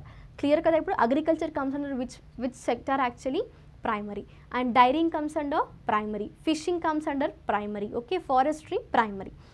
And then making of cloth దేంట్లోకి వస్తుంది, మేకింగ్ అన్నారు అంటే manufacturing. Okay, primary. Are you clear everyone? So these were the important sectors in the Indian economy. గుర్తుపెట్టుకోండి, questions మీకు ఈ basics నుంచి కూడా వస్తున్నాయి. అందుకే మళ్ళీ ఒకసారి ఇక్కడ కూడా మీరు మార్క్స్ లాస్ అవ్వకూడదు. ఈ చిన్న జస్ట్ ఒక 5 minutes పట్టింది కదా మనకు తెలుసుకోవడానికి. జస్ట్ ఏంటంటే మీరు అట్లీస్ట్ ప్రైమరీ యాక్టివిటీ అంటే ఏంటి, ఓకే, ఫస్ట్ మనకు వచ్చే రిసోర్సెస్, దాని తర్వాత వాటి నుండి తయారు చేసేవి సెకండరీకి వస్తాయి. నెక్స్ట్ ఇవన్నిటిని యూజ్ చేసి మనకు ఆ సర్వీసెస్ని అందించేది టెరిషరీకి వస్తాయి. ఈ కాన్సెప్ట్ గుర్తుంటే అక్కడ మీకు ఏది ఇచ్చినా కూడా ఓకే, ఇది మనకి అది సర్వీస్ అందిస్తుందా, లేదా ప్రోడక్ట్ వచ్చిందా, ఏదైనా అంటే మ్యానుఫ్యాక్చర్ చేసిందా, లేదా లైక్ ఫుడ్ గ్రెయిన్సా ఏంటి. సో వాటిని బట్టి కూడా మీరు అక్కడ లైక్ డివైడ్ చేసేసి అది ఏ సెక్టారో ఐడెంటిఫై చేస్తారు కదా ఇప్పుడు పర్ఫెక్ట్గా. ఐ థింక్ ప్రతి ఒక్కరు మళ్ళీ కరెక్ట్గా అటెంప్ట్ చేస్తారు అనుకుంటున్నాను, ఒకవేళ ఇక్కడ నుండి మీకు క్వశ్చన్ అనేది వస్తాయి, right. And then next important concept budget. రీసెంట్గానే మనకి బడ్జెట్ కూడా రిలీజ్ చేశారు కదండి. సో మనకి ఇక్కడ బడ్జెట్ గురించి కొన్ని టర్మినాలజీస్ తెలుసుకోండి, బికాస్ మేబీ మీరు ఎక్స్పెక్ట్ చేయొచ్చు ఈ ఒక పర్టికులర్ కాన్సెప్ట్ నుంచి. ఓకేనా, సో ఇక్కడ మనకి బడ్జెట్ అనేది ఒక statement of receipts and expenditure అనమాట. ఓకే, గవర్నమెంట్ యొక్క ఎక్స్పెండిచర్ అండ్ రిసిప్ట్స్ అనమాట. ఆ యొక్క స్టేట్మెంట్ని మనం బడ్జెట్ అంటాం, అంటే ఎవ్రీ ఫైనాన్షియల్ ఇయర్కి. దెన్ మీరు ఎప్పుడు కానీ గుర్తుపెట్టుకోండి, మనకి ఇండియన్ కాన్స్టిట్యూషన్లో బడ్జెట్ అనే టర్మ్ ఏదైనా కనిపిస్తుందా? నో. యాక్చువల్గా బడ్జెట్ని ఆర్టికల్ 112 ప్రకారము ఎలా మెన్షన్ చేశారు అంటే బడ్జెట్ అని కాకుండా యాన్యువల్ ఫైనాన్షియల్ స్టేట్మెంట్ అని. ఏంటది? యాన్యువల్ ఫైనాన్షియల్ స్టేట్మెంట్ అని మనకి ఆర్టికల్ 112 ప్రకారము మెన్షన్ చేయడం జరిగింది. ఓకే, ఇది గుర్తుపెట్టుకోండి. బడ్జెట్ అనగానే మీకు గుర్తు రావాల్సిన ఆర్టికల్ ఏంటి? ఆర్టికల్ 112. ఓకే, దెన్ నేను ప్రీవియస్గా చెప్పాను ఏంటది? మనీ బిల్ అన్నాను. మనీ బిల్ ఏ ఆర్టికల్ మనకి? 110. ఓకే, 110 clause 1 ఏంటి? Financial bill, right. దెన్ 112 ఏంటి ఇప్పుడు? Budget, that is annual financial statement. ఓకేనా, ఇవి 3 మీకు గుర్తుంటాయి కదా ఇప్పుడు, ఇవి మనీ రిలేటెడ్. ఓకే, దెన్ మనకి రీసెంట్గా 2021-22 బడ్జెట్ని ప్రజెంట్ చేసింది ఎవరు? మనకి union finance minister Nirmala Sitharaman garu, right. So it was presented on which of the day? 1st February. And then ఇది కూడా గుర్తుపెట్టుకోండి ఏంటంటే మనకి 92 years 92 సంవత్సరాల తర్వాత పాతగా ఉన్న ఒక ట్రెడిషన్ని బ్రోక్ చేశారు. అదేంటంటే ప్రీవియస్గా రైల్వే బడ్జెట్ అనేది సపరేట్గా ఉండే యూనియన్ బడ్జెట్కి. ఓకేనా, రైల్వే బడ్జెట్ యూనియన్ బడ్జెట్ అని సపరేట్గా ఇస్తుండే. కానీ ఆఫ్టర్ 92 years అంటే 92 years వరకు అదే ట్రెడిషన్ ఫాలో అయ్యారు. Every time 2 budgets, railway and union. కానీ ఫైనల్గా 2017లో, ఇప్పుడు అది 2017లో మనకి ఏంటంటే ఈవెన్ మీరు చూసుకోవచ్చు 2017లో ఇంకోటి ఏమి ఇంట్రొడ్యూస్ అయింది మనకి జిఎస్టీ అనే కాన్సెప్ట్, రైట్? అంటే 2017లో మనకి ఎకానమీలో కొన్ని చేంజెస్ అనేవి వచ్చాయి. అట్లీస్ట్ అలా అయినా గుర్తుపెట్టుకోండి, ఓకేనా? జిఎస్టీ ఇంట్రొడ్యూస్ చేశారు. అండ్ యాజ్ వెల్ యాజ్ 2017లో మనకి రైల్వే బడ్జెట్ ఇంకా ఈ యూనియన్ బడ్జెట్ సపరేట్గా ఉండే అప్పటి వరకు. కానీ 2017లో ఏం చేశారంటే రైల్వే బడ్జెట్ని మర్జ్ చేశారు, అంటే కలిపేశారు యూనియన్ బడ్జెట్లోని. ఇప్పుడు మనకు ఉండేది యూనియన్ బడ్జెట్ మాత్రమే, ఓకేనా? Railway budget has been merged with union budget in which year అంటారు. అప్పుడు మీ ఆన్సర్ ఏమవ్వాలి? 2017, ఓకే? దెన్ మనకి రీసెంట్గా చూసుకున్నట్లయితే యాక్చువల్గా లాంగెస్ట్ బడ్జెట్ స్పీచ్ అనేది ఫైనాన్స్ మినిస్టర్ నిర్మలా సీతారామన్గా డెలివర్ చేశారు. ఎప్పుడంటే 2020లో బడ్జెట్ స్పీచ్ ఇస్తున్నప్పుడు లాంగెస్ట్ స్పీచ్ అనమాట. ఇదివరకు అంత లాంగ్ అండ్ డ్యూరేషన్ చూసుకుంటే 2 hours and 42 minutes లాంగ్ అనమాట, ఓకేనా? సో ఇలాంటివి కూడా కొన్ని డేటాబేస్ అడుగుతారు, గుర్తుపెట్టుకోండి. నెక్స్ట్ పేపర్లెస్ బడ్జెట్ అంటే మనకి ట్యాబ్లోనే ప్రతి ఒక్క డాక్యుమెంటరీ వాళ్ళు ప్రొవైడ్ చేస్తున్నారు. అంటే ప్రీవియస్గా వాళ్ళు పేపర్స్ క్యారీ చేస్తూ అదంతా చేసేవాళ్ళు, అంటే ఒక రెడ్ బ్యాగ్లో మనకి, ఓకే? కానీ దాని తర్వాత వాళ్ళు ఏం చేశారు? పేపర్లెస్ బడ్జెట్కి ట్రాన్స్ఫర్ అయ్యారు, ఓకే? సో మనకి ఫస్ట్ టైం ఇండియాలో పేపర్లెస్ బడ్జెట్ ఎప్పుడు వచ్చింది ఇండిపెండెంట్ ఇండియన్ హిస్టరీలో అంటే ఫైనాన్షియల్ ఇయర్ రీసెంట్గా మనకి వచ్చిన బడ్జెట్ 1 February ఏదైతే ఉందో, so 2021, okay, 21 to 22 financial year ఏదైతే ఉందో ఈ యొక్క బడ్జెట్ పీరియడ్ అప్పుడు ఫస్ట్ టైం పేపర్లెస్ బడ్జెట్ని యూజ్ చేశారు. అంటే ట్యాబ్స్ ద్వారా వాళ్ళు ఇక్కడ బడ్జెట్ని ప్రజెంట్ చేశారు, ఓకేనా? So first time paperless budget was introduced in 2021 to 22 year, okay, financial year. And then so this is all about the budget, okay? These were the important concepts. Maximum మీకు budget నుంచి questions వస్తే ఈ areas నుండే వస్తాయి. మన కాన్స్టిట్యూషన్లో 112 article గుర్తుండాలి. And then ఎప్పుడు మనకి రైల్వే బడ్జెట్ మర్జ్ చేశారు యూనియన్ బడ్జెట్తో అనేది, అండ్ యాజ్ వెల్ యాజ్ రీసెంట్గా మనకి ఎవరు ప్రజెంట్ చేశారు, అండ్ అందులో ఉన్న సిగ్నిఫికెన్స్ ఏంటి. పేపర్లెస్ బడ్జెట్, రీసెంట్ బడ్జెట్ మనకి ఉన్న సిగ్నిఫికెన్స్ వచ్చేసి పేపర్లెస్ బడ్జెట్ అనమాట, ఓకేనా? So these were the important concepts of budget. And నా ఇప్పుడు మనం కొన్ని పాలిటీ కాన్సెప్ట్స్ డిస్కస్ చేద్దాం. లైక్ బేసిక్స్ మనకి ఎక్కడి నుండి అడుగుతారు. ప్రియంబుల్ నుంచి మీకు ఏ ఒక్క పేపర్ చూసినా కూడా సెంట్రల్ లెవెల్, స్టేట్ లెవెల్ అయినా మనకి ప్రియంబుల్ నుంచి ఒక క్వశ్చన్ వస్తుంది, ఫండమెంటల్ రైట్స్ నుంచి క్వశ్చన్ వస్తుంది, ఫండమెంటల్ డ్యూటీస్ నుండి క్వశ్చన్ ఉంటుంది, రైట్? అండ్ మనం ప్రీవియస్ క్లాస్లో లోక్సభ, రాజ్యసభ డిస్కస్ చేసాం కదా, సో వాటి గురించి వస్తుంది. And as well as even చూసుకుంటే మనకి ఇక్కడ స్కెడ్యూల్స్ గురించి, okay? And even number of topics మనకి రిపీట్ అవుతుంటాయి. సో ఈ యొక్క రిపీటెడ్ టాపిక్స్ నేను అట్లీస్ట్ ఈ లాస్ట్ మూమెంట్లో కవర్ చేయండి. ఈవెన్ మనకి రీసెంట్గా కరెంట్ అఫైర్లో ఉంది ప్రెసిడెంట్కి సంబంధించి. మనం లాస్ట్ క్లాస్లో ప్రెసిడెంట్ గురించి కూడా డిస్కస్ చేసాం. లైక్ ఆర్టికల్స్ ఏంటి, టెన్యూర్ ఏంటి, and any number of times president elect అవ్వచ్చు, unlimited number of times elect అవ్వచ్చు. సో ఇవన్నీ మనం ప్రీవియస్ క్లాస్లో డిస్కస్ చేసాం. సో ఇంకా రిమైనింగ్ పాలిటీ కాన్సెప్ట్స్ ఏవైతే ఉన్నాయో నా will be going to cover. And as well as along with these even మనం ఇంకా అదర్ సమ్ మోర్ కాన్సెప్ట్స్ని కూడా కవర్ చేసేద్దాం, ఓకే? నెక్స్ట్ ఇప్పుడు మనం డిస్కస్ చేస్తే 12 స్కెడ్యూల్స్, రైట్? సో ఈ 12 స్కెడ్యూల్స్ మనకి ఈజీగా గుర్తుపెట్టుకోవాలి అంటే ఒక ఫార్మాట్, ఓకే?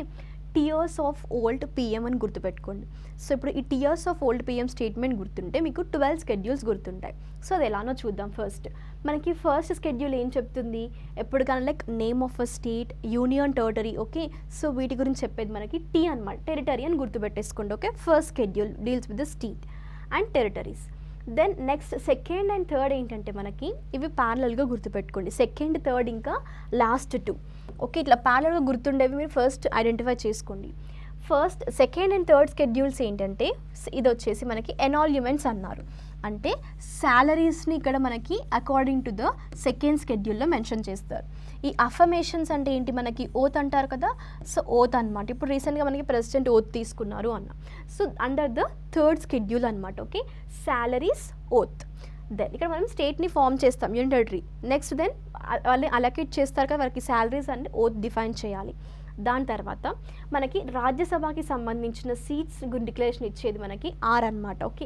ఎన్నో స్కెడ్యూల్ అది, 4th schedule deals with the Rajya Sabha. And then మనకి 5th and 6th గుర్తుపెట్టుకోండి. మళ్ళీ ఇక్కడ 2 పేర్స్ ఉంటాయి మీరు గుర్తుపెట్టుకోవాల్సినవి. ఏంటంటే నేను ఇక్కడ జస్ట్ చెప్తాను చూడండి, సెకండ్ అండ్ థర్డ్ చూసుకోండి, దాని తర్వాత 5th and 6th, okay? Next 11th and 12th.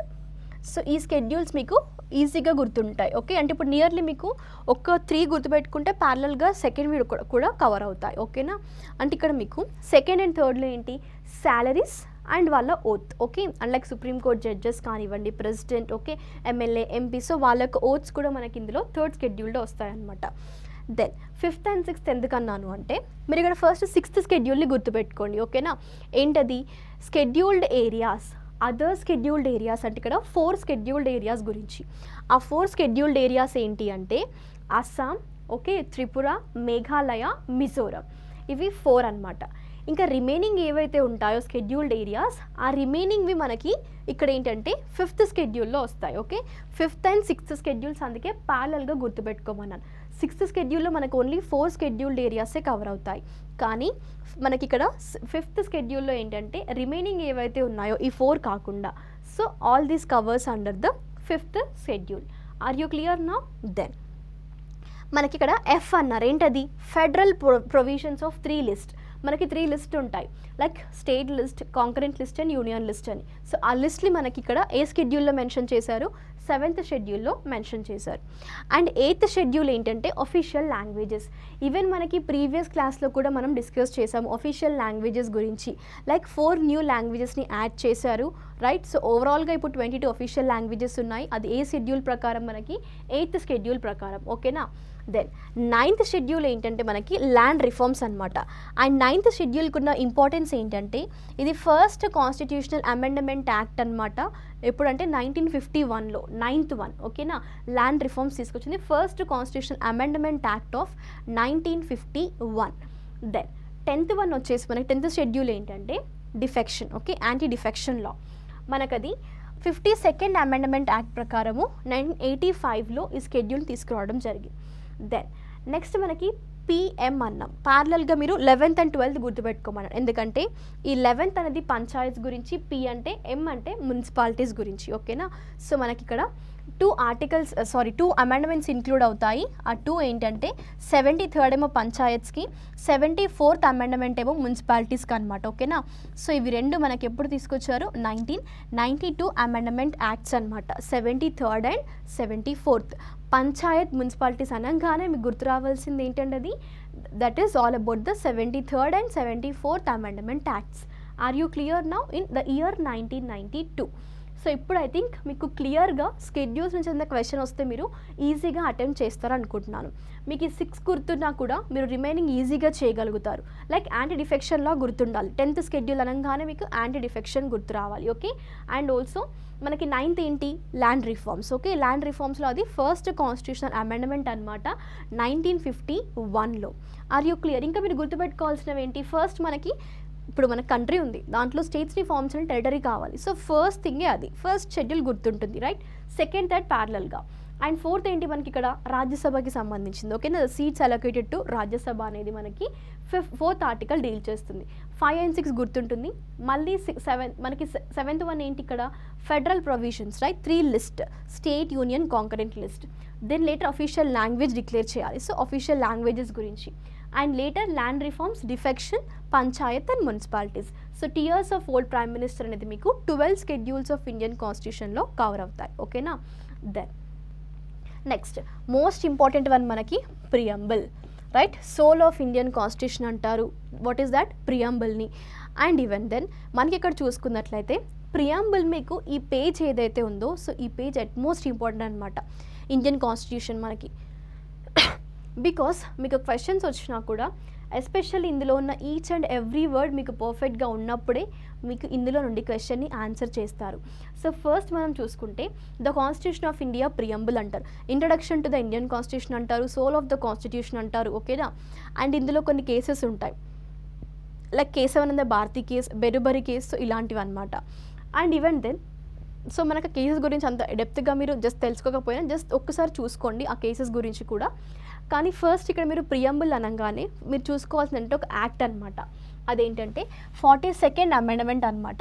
ఈ 42nd అమెండ్మెంట్ పైన ప్రీవియస్గా క్వశ్చన్స్ వచ్చాయి, ఎందుకంటే ప్రీవియస్గా ఈ 42nd అమెండ్మెంట్ అంటే లైక్ ఇది ఇంప్లిమెంట్ చేయకముందు ఒక 3 words లేవు కాన్స్టిట్యూషన్ ప్రియంబుల్లో, కానీ లేటర్ ఒక 3 wordsని యాడ్ చేశారు 42nd అమెండ్మెంట్ ప్రకారం. ఆ 3 words ఏంటి మనకంటే socialist, secular, integrity.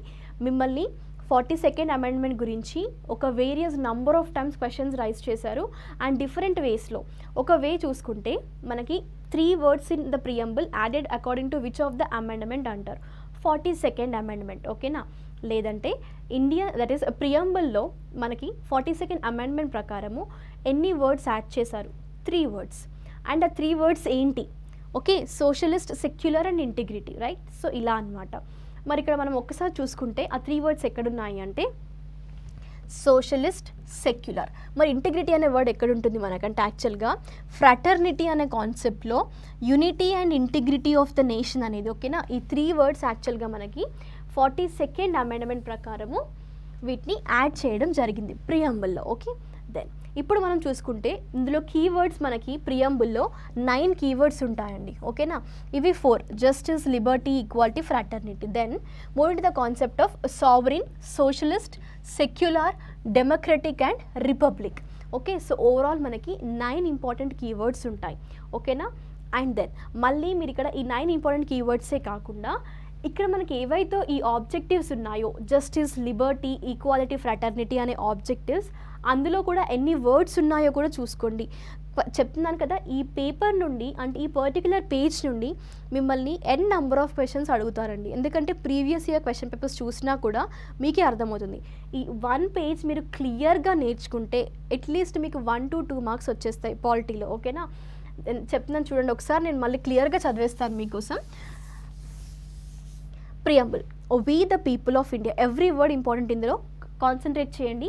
We the people of India having solemnly resolved to constitute India into a sovereign socialist secular democratic and republic okay and to secure to all its citizens ఈ ఆబ్జెక్టివ్స్ని protect చేస్తుంది. ఏంటంటే justice ఎన్ని విధాలుగా మనకి socio economic and political. So మనకి జస్టిస్లో కూడా ఎన్ని ఉన్నాయి 3 వర్డ్స్ ఉన్నాయి right social economic and political. Next Liberty of thought expression belief faith and worship. So how many words here 5 ఓకేనా. ప్రీవియస్గా అడిగారు లిబర్టీ మనకి ఎన్ని వేస్లో అలో చేశారు దట్ ఈస్ ప్రియంబుల్లో మెన్షన్ చేశారు అని. Liberty of thought expression belief and faith and worship overall 5 అనమాట. Next equality of status and of opportunity to promote among them okay equality of status and equality of opportunity. So ఓవరాల్గా 2 అనమాట. Next fraternity assuring the dignity of the individual and also the unity and integrity of the nation. ఇండివిజువల్తో పాటు నేషన్ది కూడా గుర్తుపెట్టుకోండి. మళ్ళీ fraternity అంటే మనకి brotherhood. So which is focusing on the dignity of the individual and unity and integrity of the nation కూడా ఓకేనా. That is fraternity. And then ఇక్కడ మనకి ప్రియాంబుల్లో ఒక డేట్ మెన్షన్ చేస్తారు వర్డ్స్లో. ఆ ఇంపార్టెంట్ డేట్ ఏంటంటే in our constitution this 26th day of November 1949 ఏంటంటే డేట్ గుర్తుపెట్టుకోండి 26th November 1949 ఓకేనా. సో ఈ డేట్ చాలా ఇంపార్టెంట్ మనకి కాన్స్టిట్యూషన్లో మెన్షన్ చేసిన డేట్ ప్రియంబుల్లో మెన్షన్ చేసిన డేట్ ఏంటి అంటారు. అప్పుడు ఆ డేట్ మీరు ఏం గుర్తుపెట్టుకోవాలి 26th November 1949 అనేది ఇంపార్టెంట్ డేట్ ఓకేనా. And then which is to hereby adopt, enact and to give ourselves to this constitution. That is all about the preamble. గుర్తుంది కదా ఈ date and all these keywords okay objectives చూసుకోండి ప్రతిదాన్ని. And then according to the 42nd amendments మనకి 3 words add చేస్తారు okay. That is all about the preamble of Indian constitution.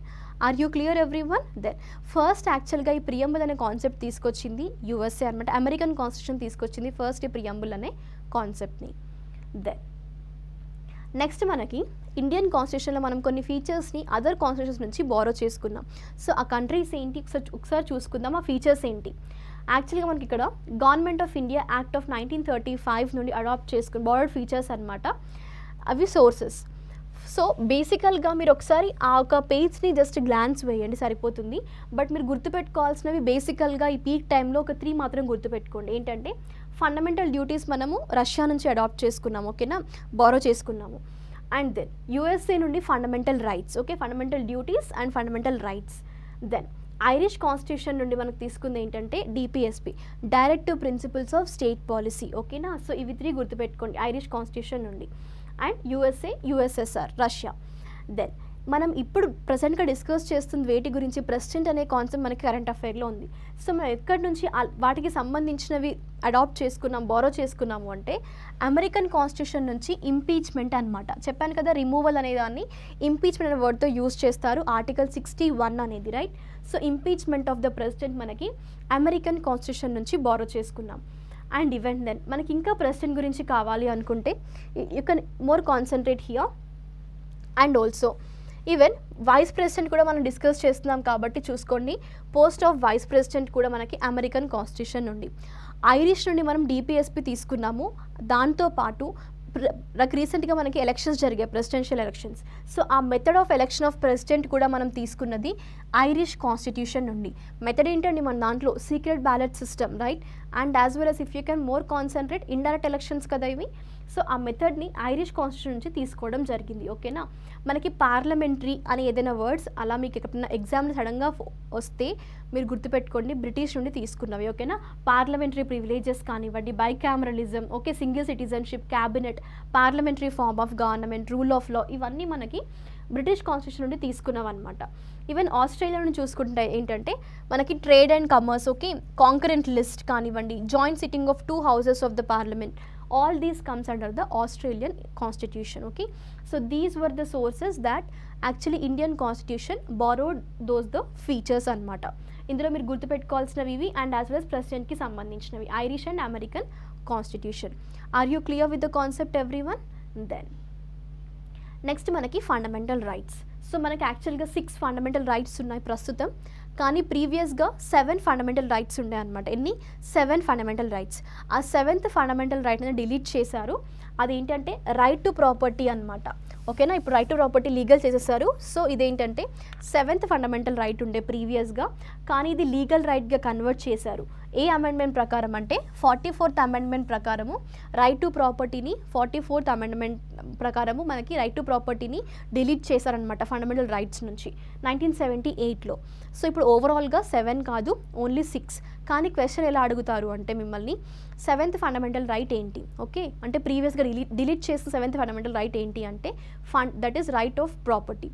Then right to property యాక్చువల్గా ఏ amendment ప్రకారము తీసేశారు, okay, దాన్ని అంటే లైక్ లీగల్గా చేశారు, లీగల్ రైట్గా చేశారు. రైట్ టు ప్రాపర్టీ అంటే 44th అమెండ్మెంట్ అనమాట. ఓకేనా. ఒకసారి మనం 6 ఫండమెంటల్ రైట్స్ని చూద్దాము. Right to equality, right to freedom, right against exploitation, cultural and educational rights, right to freedom of religion, right to constitutional remedies. ఓకేనా. సో ఇక్కడ మీకు ఈ ఫ్రీడమ్ అనేవి 2 words ఉన్నాయి, గుర్తుపెట్టేసుకోండి. ఓకేనా. ఇవి 2 రైట్స్ గుర్తుంటాయి, 2nd and 5th one. Next మీరు ఈ ఎక్స్ప్లాయిటేషన్, కాన్స్టిట్యూషన్ అంటే కొంచెం హార్డ్గా ఉన్న వర్డ్స్ని చూసుకోండి, 2 గుర్తుంటాయి. నెక్స్ట్ మీకు గుర్తుండాల్సినవి ఏంటి? రైట్ టు ఈక్వాలిటీ అసలు ఆబ్వియస్గా గుర్తుంటుంది అందరికీ, right. Then cultural and educational rights. Okay, మీ ఎడ్యుకేషన్కి సంబంధించిన రైట్ ఏంటి మనకి? యాక్చువల్గా కల్చరల్ ఎడ్యుకేషన్ అంటే మనకి one of the fundamental right. ఓకేనా. ఐ థింక్ ఇప్పుడు ఈ 6 మీకు ఈజీగా గుర్తుంటాయి అనుకుంటున్నాను. One is freedom, freedom of religion, అవి 2 గుర్తుపెట్టుకోండి ప్యారలల్గా. ఫస్ట్ ది ఈక్వాలిటీ, ఈక్వాలిటీతో పాటు ఎడ్యుకేషన్ గుర్తుపెట్టుకోండి, అవి 2 గుర్తున్నాయి. నెక్స్ట్ 2 ఏంటి మరి మనకి? కొంచెం హార్డ్గా ఉన్న వర్డ్స్ అన్నాను. కాన్స్టిట్యూషనల్ రెమెడీస్ ఒకటి, రైట్ అగైనెస్ట్ ఎక్స్ప్లాయిటేషన్ ఒకటి. ఓకేనా. So these were the 6 fundamental rights. ఈజీగా ఇప్పుడు మీకు గుర్తుంటుంది అనుకుంటున్నాను. దెన్ నెక్స్ట్ మనకి ఫండమెంటల్ డ్యూటీస్కి వెళ్ళినట్లయితే యాక్చువల్గా మనకి ఆర్టికల్ 51 అనేది which shall be the duty of every citizen of India అనమాట. ఓకేనా. సో మనకి 1976లో ఒక కమిటీని ఏర్పాటు చేసింది గవర్నమెంట్. ఏంటది? స్వరణ్ సింగ్ కమిటీ అనమాట. గుర్తుపెట్టుకోండి, ఫండమెంటల్ డ్యూటీస్ అంటే ఇవి మనం చేయాల్సినవి, ఫండమెంటల్ రైట్స్ అంటే మనకున్న రైట్స్. ఓకే. సో దెన్ అంటే మన రైట్స్ ఏవైనా ఫుల్ఫిల్ అవ్వట్లేదు అంటే మనం డైరెక్ట్గా సుప్రీంకోర్టుకి వెళ్ళే ఒక ఆపర్చునిటీ ఇండియన్ కాన్స్టిట్యూషన్ ప్రొవైడ్ చేసి, ఓకే, డైరెక్ట్గా మనం ఏదైనా మన రైట్ వయోలేట్ అయింది అంటే we can go to the supreme court directly. Okay, like ఇందాక చూసిన 6 ఫండమెంటల్ రైట్స్ ఏవైతే ఉన్నాయో ఆ రైట్స్లో ఏది వయోలేట్ అయినా directly we can approach the supreme court అనమాట. అండ్ దెన్ మనకి ఇక్కడ లిస్ట్ ఆఫ్ ఫండమెంటల్ డ్యూటీస్కి వెళ్ళినట్లయితే you have to concentrate here. Just ఇందులో కీవర్డ్స్ గుర్తుపెట్టుకోండి. ఏంటంటే ఫస్ట్ ది నేషన్కి సంబంధించినవి, ఓకే, నా నేషనల్ ఫ్లాగ్ కానివ్వండి, యాంథమ్ కానివ్వండి, సో వీటిని రెస్పెక్ట్ చేయడం ఫస్ట్ వన్. సెకండ్ ఏంటంటే నోబుల్ ఐడియాస్ కానీ నేషనల్ ఫ్రీడమ్ స్ట్రగుల్కి ఇవన్నీ ఏంటంటే with that is actual to cherish and follow the Nobel ideas. Okay. Then to uphold and protect the sovereignty and unity and integrity of the India. మనకి ప్రియంబుల్లో ఉంటుంది unity integrity of India అనేది, right. So దాంట్లో భాగం గుర్తుపెట్టుకోండి. Next ఏంటంటే defend the country and render the national service. అంటే ఇవన్నీ మనకి ఎస్పెషల్గా dignity of women, composite culture, national environment గురించి కానివ్వండి, సైంటిఫిక్ టెంపర్, హ్యుమానిజం కానివ్వండి, పబ్లిక్ ప్రాపర్టీని సేవ్ చేయడం, అంటే పబ్లిక్ ప్రాపర్టీ డ్యామేజ్ చేయకూడదు, అది మన ఫండమెంటల్ డ్యూటీ అది. అంటే ఇక్కడ ఫండమెంటల్ డ్యూటీస్ గురించి మనం దేనికి అప్రోచ్ అవ్వరాదు, కానీ రైట్స్లో మాత్రం మనం సుప్రీంకోర్టుని అప్రోచ్ అవ్వచ్చు ఒకవేళ మన రైట్ వైలేట్ అయితే. డ్యూటీస్ ఏంటంటే నువ్వు సిటిజన్ ఆఫ్ ఇండియాగా నువ్వు ఇవి చేయాలి, that is your duty. Okay, అవి మన కాన్స్టిట్యూషన్లో కొన్ని మెన్షన్ చేశారనమాట. ఈవెన్ ఒకటి గుర్తుపెట్టుకోండి, మనకి లాస్ట్ వన్ ఏంటంటే to provide the opportunity for education to his child or what who were actually the age of 6 and 14 years. ఓకేనా, మనకు అడుగుతారు ఇది ఎందుకంటే చాలా ఇంపార్టెంట్. ఇక్కడ ఒక అమెండ్మెంట్ యాక్ట్ కూడా వచ్చింది, కాన్స్టిట్యూషన్ అమెండ్మెంట్ యాక్ట్. ఎప్పుడంటే 2002లో. అది ఎన్నో యాక్ట్ అంటే 86th అమెండ్మెంట్ యాక్ట్ అని గుర్తుపెట్టుకోండి. సో ఈ కాన్స్టిట్యూషన్ అమెండ్మెంట్ యాక్ట్ మనకి 2002లో ఏమని provide, like what it has defined అంటే opportunities for education to his or her child between, ఇక్కడ ఏజ్ కూడా అడుగుతారు. మనకి 86th అమెండ్మెంట్ యాక్ట్ ప్రకారం ఎడ్యుకేషన్కి సంబంధించిన ఎన్నో లైక్ ఏజ్ ఎంత డిఫైన్ చేశారు అంటే 6 to 14 years అనేది గుర్తుపెట్టుకోండి. ఓకేనా, so that is all about the fundamental duties. Are you clear everyone? Then so with this we have done with fundamental rights, fundamental duties, and as well as the preamble of the constitution, schedules of the constitution. So ఇవి మీకు సరిపోతాయి maximum వాలిటీకి. ఇంకా ఇండెప్త్గా కావాలి అనుకుంటే just ఒకసారి have a glance here. అంటే ఇలాంటి just చిన్న చిన్న బిట్స్ అడుగుతుంటారు, జస్ట్ ఒకసారి ఇమేజ్ని చూడండి. ఇందులో all about the making of Indian constitution అనమాట. సో మనకి ఓవరాల్గా మనకి ఇండియన్ కాన్స్టిట్యూషన్ అనేది ఒక లెంతియెస్ట్ కాన్స్టిట్యూషన్ అనమాట వరల్డ్లోనే. ఒకవేళ క్వశ్చన్ వస్తే which of the following countries constitution is the lengthiest constitution అంటే ఇండియా. ఓకేనా, సో ఇండియా లెంతియెస్ట్ కాన్స్టిట్యూషన్ అనమాట. అది ప్రిపేర్ చేయడానికి తీసుకున్న టైం కూడా ఎంత అంటే 2 years 11 months 8 days. Okay, nearly 3 years approximately. కానీ మీరు ఇయర్స్, మంత్స్, డేస్ కూడా గుర్తుండాలి మీకు. 2, 11, 8. Okay, then so these were all about. And ఇది మనకి హ్యాండ్ రిటర్న్ కాన్స్టిట్యూషన్ కూడా సైన్ చేశారు 1950లో. ఓవరాల్గా మనకి ఏంటంటే ఇక్కడ మీరు అబ్జర్వ్ చేయండి ఒకసారి, అంటే like each and everything, like about constituent assembly, ఆ డేట్స్ కానివ్వండి, ఇయర్స్ కానివ్వండి, జస్ట్ ఒకసారి చూసుకోండి, మీకు ఇది యూజ్ అవుతుంది. ఓకేనా, నెక్స్ట్ మనకు ఒక 3 నేషనల్ ఎమర్జెన్సీస్ ఉంటాయి. ఓకే, ఆ ఎమర్జెన్సీస్ ఏంటంటే మనం చూసుకుంటే యాక్చువల్గా ఫస్ట్ వన్ వచ్చేసి emergency due to the war, external aggression లేదా ఆర్మ్డ్ రెబిలియన్. ఓకే, అదేంటంటే ఆర్టికల్ 350లో 352ని మనం నేషనల్ ఎమర్జెన్సీ అంటాం. ఓకే, ఆర్టికల్ 356 అనేది చాలా ఇంపార్టెంట్. ప్రీవియస్గా మనకి జమ్మూ కాశ్మీర్లో, ఈవెన్ మనకి యునైటెడ్ తెలంగాణ లైక్ ఏపీ అవి డివైడ్ అయినప్పుడు కూడా యాక్చువల్గా మనకి ఇక్కడ కూడా ప్రెసిడెన్షియల్ రూల్ పడింది. ఓకే, ఏపీలో. So all these comes under the 356 article. So ఇది గుర్తుపెట్టుకోండి, ఎగ్జామ్లో అడుగుతారు, ప్రెసిడెంట్స్ రూల్ అంటారు. ఓకేనా, emergency due to the failure of the constitutional machinery in the స్టేట్స్లో, ఎస్పెషల్గా స్టేట్స్లో కాన్స్టిట్యూషనల్ మెషనరీ ఫెయిల్ అయినప్పుడు ప్రెసిడెంట్స్ రూల్ అక్కడ ఉంటుంది. Okay, 356 article. నెక్స్ట్ ఏంటంటే financial emergency. Okay, so article 360. 3 articles గుర్తుపెట్టుకోండి, 352 నేషనల్ ఎమర్జెన్సీ, 356 ప్రెసిడెంట్స్ రూల్, 360. అంటే మీరు ఈజీగా గుర్తుపెట్టుకోండి. ఎలా అంటే ఫస్ట్ కూడా గుర్తుంచుకున్న సరిపోతుంది. ఎలా, దాని తర్వాత +4 యాడ్ చేయండి, 356 వస్తుందా, దెన్ 356కి +4 యాడ్ చేయండి, లాస్ట్ వన్ వస్తుంది ఫైనాన్షియల్ ఎమర్జెన్సీ 360. ఇప్పుడు ఈజీ గుర్తుంటుందా మీకు? ఒకటే గుర్తుపెట్టుకోండి, మిగతా అన్ని గుర్తుంటాయి, +4 యాడ్ చేసుకుంటూ వెళ్తే. Okay, 352, 356, 360. So these were the emergencies. Okay, national, president's rule and financial emergency. So these were important provisions అనమాట మనకి ఇండియన్ కాన్స్టిట్యూషన్లో. And then here are some of the important articles, just take the notes everyone. So ఇక్కడ important articles చూసుకుంటే మీరు మేజర్గా మనకి fundamental rights వచ్చేసి article 12 to 35. And then if you can concentrate here DPSP, directive principles of state policy, మనకి 36 to 51. 51A ఇందాక discuss చేసాం, fundamental duties. Okay, then later 80 and 81 వచ్చేసి మనకి లోక్సభ, రాజ్యసభకి సంబంధించి స్పెసిఫైస్ అనమాట. ఓకే, దేని గురించి, నంబర్ ఆఫ్ సీట్స్ ఏవైతే ఉంటాయో, సో వాటి మనకి 80 ఏమో రాజ్యసభ, 81 ఏమో లోక్సభ అనమాట. ఓకేనా, సో ఇవి some of the important articles. అంటే క్వశ్చన్స్ మీకు ఇంపార్టెంట్ అమెండ్మెంట్స్ ఎలా చెప్పానో, సో ఆర్టికల్స్ ఒకసారి నోట్ చేసుకోండి, మేబీ యూజ్ అవుతాయి మీకు. ఇక్కడ 343 ఏంటంటే హిందీ ఆస్ అఫీషియల్ లాంగ్వేజ్గా మనకి ఆర్టికల్ 343 అనమాట. ప్రెసిడెంట్స్ రూల్ డిస్కస్ చేసాం కదా ఇందాక, ఎమర్జెన్సీ ప్రొవిజన్స్ ఏవైతే ఉన్నాయో 3 ప్రొవిజన్స్ ఉన్నాయి కదండి, 352, 56 and 60. అందులో ప్రెసిడెంట్స్ రూల్ మనకి 356 అనమాట. And even special status to Kashmir వచ్చేసి ఆర్టికల్ 370. ఓకే, 395 ఏంటంటే మనకి repeals Indian independence act and government of India act of 1935. Okay, then next మనకు కొన్ని ఏంటంటే టర్మినాలజీస్ చూసుకుందాం. ఎక్కువగా మనకి ఈ పాలిటీలో యూజ్ అయిన కాన్స్టిట్యూషన్లో వచ్చే టర్మినాలజీస్ ఏంటి అంటే అడ్జర్న్మెంట్ అసైన్డ్ అంటే ఏంటంటే మనకి సిట్టింగ్ ఆఫ్ హౌసెస్ ఉంటాయి కదా, సో వాటి టర్మినేషన్ ఏంటంటే ఒక డెఫినెట్ డేట్ అనేది ఏం లేకుండా, ఓకేనా, so which is fixed for the next sitting. Okay, that is known as adjournment assigned అంటారు, ఆ వర్డ్ యూస్ చేస్తారు. అండ్ క్వశ్చన్ అవర్ అంటే ఏంటి? క్వశ్చన్ అవర్ అంటే ఫస్ట్ అవర్ ఆఫ్ సిట్టింగ్లో టైం ఇస్తారు, ఓకేనా, అండ్ అంటే పర్టికులర్గా కొంత టైం అలొకేట్ చేస్తారు, వాళ్ళు ఏ క్వశ్చన్స్ అయినా రైజ్ చేయొచ్చు, దాన్ని క్వశ్చన్ అవర్ అంటారు. అండ్ యాజ్ వెల్ యాజ్ మనకి ఏంటంటే కొన్ని టర్మ్స్ చూసుకుందాం. ఏంటంటే పీరియడ్స్ లైక్ ఏజెస్ కానివ్వండి, అంటే ఏజెస్ అంటే ఏంటి, మళ్ళీ ఏదో యాక్టివ్ రీజనింగ్కి వెళ్ళకండి. ఏజెస్ అంటే మనకి ఇప్పుడు సపోజ్ ప్రెసిడెంట్ గురించి డిస్కస్ చేసాం, ప్రెసిడెంట్గా అవ్వాలంటే మినిమం ఏజ్ ఎంత, 35 years ఆఫ్ ఏజ్ ఉండాలి. సో అలా కొంత టర్మ్స్ మనం ఇప్పుడు డిస్కస్ చేద్దాము. ఏంటంటే ఎప్పుడు కానీ పార్లమెంట్ సెషన్స్ అయినా స్టేట్ సెషన్స్కి మధ్యలో అయినా గ్యాప్ ఎంత ఉండాలి మినిమం అంటే maximum interval between the 2 sessions ఎప్పుడు కానీ 6 months ఉండాలి, ఓకేనా. And then maximum life of presidential ordinance. So ఇది గుర్తుపెట్టుకోండి, మనకి రీసెంట్గా ప్రెసిడెంట్ గురించి వచ్చి ఏదైనా ఇంపార్టెంటే, మీకు ఎక్కడి నుండి క్వశ్చన్ వస్తుందో తెలియదు. సో కాన్స్టిట్యూషన్లో మీకు ప్రెసిడెంట్ ఎక్కడ కనిపించినా పర్ఫెక్ట్గా ఉండండి ఆ కాన్సెప్ట్తో. ఓకే, సో ఇక్కడ మనకి ప్రెసిడెన్షియల్ ఆర్డినెన్స్ వచ్చేసి 6 months 6 weeks అనమాట, ఓకేనా, 6 months 6 weeks. And then maximum period within which an election is to be held to fill a vacancy, ఓకేనా. అంటే ఇక్కడ మనకి చూసుకుంటే దేనికి మ్యాక్సిమం పీరియడ్ అడిగారు, ఇది election is to be held అని. ఎందుకోసం అంటే which is otherwise of a president. Okay, so ప్రెసిడెంట్కి సంబంధించి ఒకవేళ ఆ పొజిషన్ వేకెంట్గా ఉంటే ఐదర్ డెత్ రీజన్ అయినా, రెసిగ్నేషన్ అయినా, ఆర్ ఎల్స్ ఈవెన్ లైక్ మనకి ఏంటంటే రిమూవల్ అయినా, అంటే ఇంపీచ్మెంట్ అయినా కూడా president position maximum it has to be filled with in 6 months of పీరియడ్లో ఆ పొజిషన్ ఫిల్ అవ్వాలి, ఓకేనా.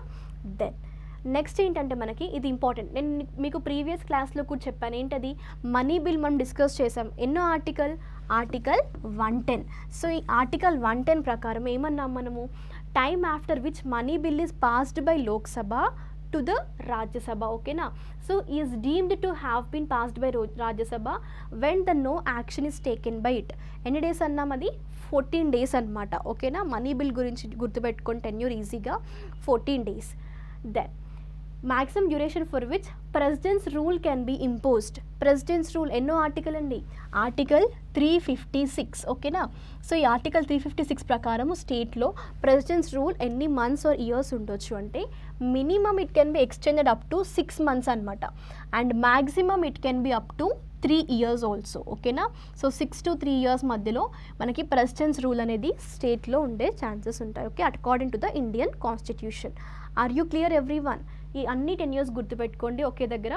అండ్ ఈవెన్ మనకి చూసుకున్నట్లయితే maximum duration of which member of union commission can hold the office to he's not attaining the age of 65 years, ఓకేనా, that is up to 6 years అనమాట. అదే మనకి స్టేట్ కమిషన్కి వచ్చినట్లయితే 62 years, ఓకేనా, అది కూడా 6 years maximum duration, right. So these were the important terminologies and the 10 years. Then మనకి ఇక్కడ ఓత్ గురించి చూద్దాం, ఎందుకంటే మనకి ఏ స్కెడ్యూల్ ప్రకారం ఓత్ అన్నాము, 3rd schedule, right. 2nd schedule ఏంటి, శాలరీస్, ఓకేనా. సో 3rd schedule ప్రకారం మనకి ప్రెసిడెంట్ ఓత్ అనేది చీఫ్ జస్టిస్ ఆఫ్ ఇండియా ఉంటారు, CJI, లేదంటే ఒకవేళ CJI అబ్సెన్స్లో ఏంటంటే the senior most judge of supreme court, under their presence president oath అనేది జరుగుతుంది.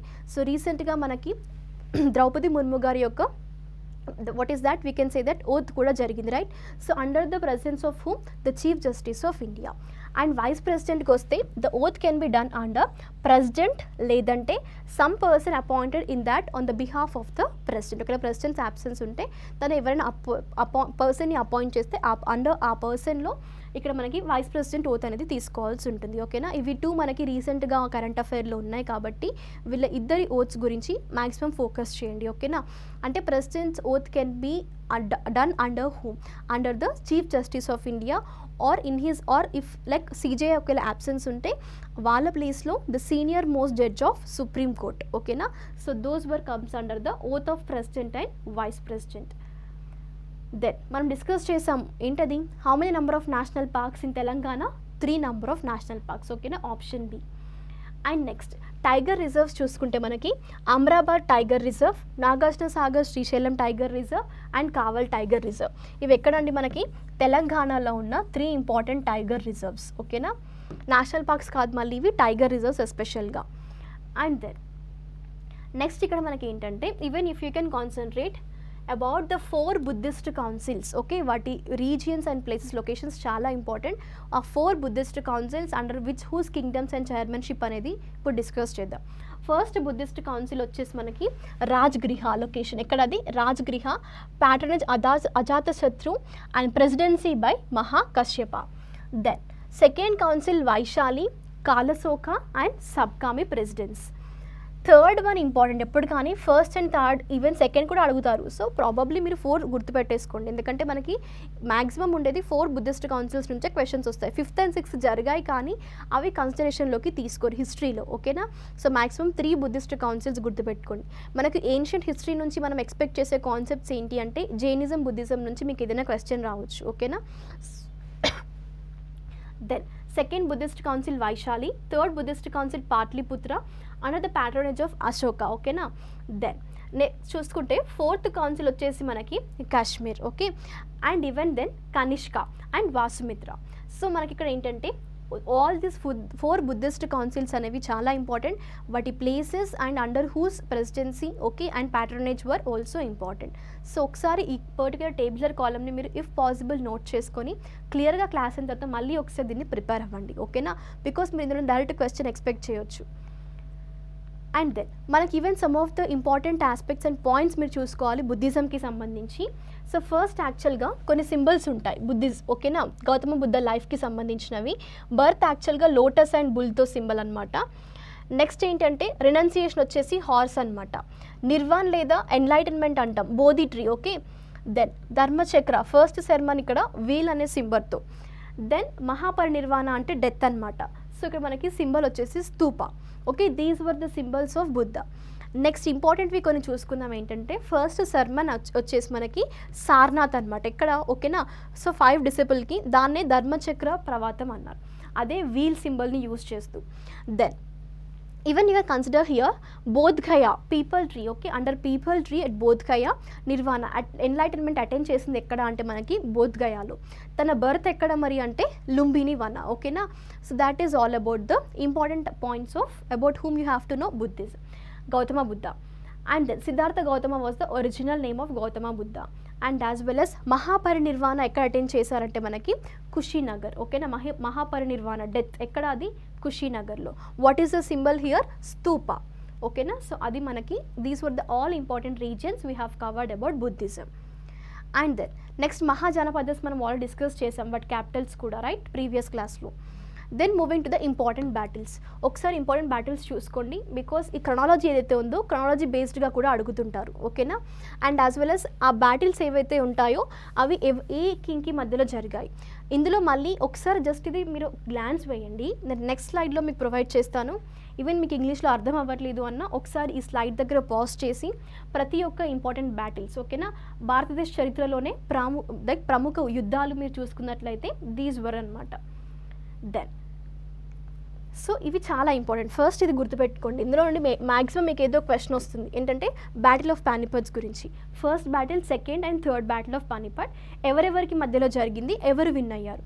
ఫస్ట్ బ్యాటిల్ ఆఫ్ పానిపట్ వచ్చేసి మనకి 1526లో బాబర్ ఇంకా ఇబ్రహీం లోడికి, అందులో విన్ అయింది ఎవరు, మనకి Babur. Then moving to second battle of Panipat ఎప్పుడు 1556లో, ఓకేనా, నియర్లీ 30 years తర్వాత సెకండ్ బ్యాటిల్ ఆఫ్ పానిపట్ జరుగుతుంది. ఎవరికి మధ్యలో, Bairam Khan and Hemachandra, that is Hemu అంటారు కదా. సో వీళ్ళు జరిగినప్పుడు ఎవరు విన్ అయ్యారు, అక్బర్ విన్ అయ్యారు. దెన్ మనకి థర్డ్ బ్యాటిల్ ఆఫ్ పానిపట్ వచ్చేసి 1761లో, ఓకేనా, that is Afghanistan king Ahmad Shah and Ahmad Shah Abdali and మరాఠాస్కి మధ్యలో జరుగుతుంది థర్డ్ బ్యాటిల్ ఆఫ్ పానిపట్. అది ఆఫ్ఘన్స్ విన్ అవుతారనమాట, ఓకేనా.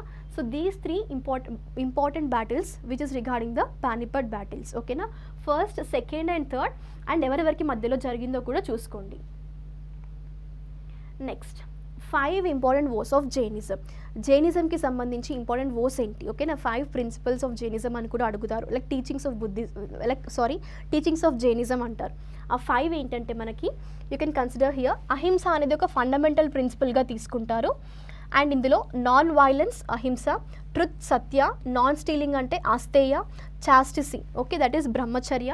అండ్ 5th వన్ ఏంటంటే నాన్ పొసెషన్ లేదా నాన్ అటాచ్మెంట్, దాన్నే అపరిగ్రహ అంటారు.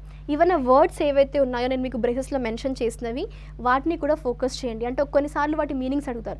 అపరిగ్రహ means what? Choose the correct answer among the following. అపరిగ్రహ అంటే ఏంటి? నాన్ పొసెషన్ లేదా non attachment. Asteya non stealing, ఓకేనా? సత్య ట్రుత్ తెలిసిందే, అహింస తెలుసు, ఇవి 2 తెలుసు మనకి.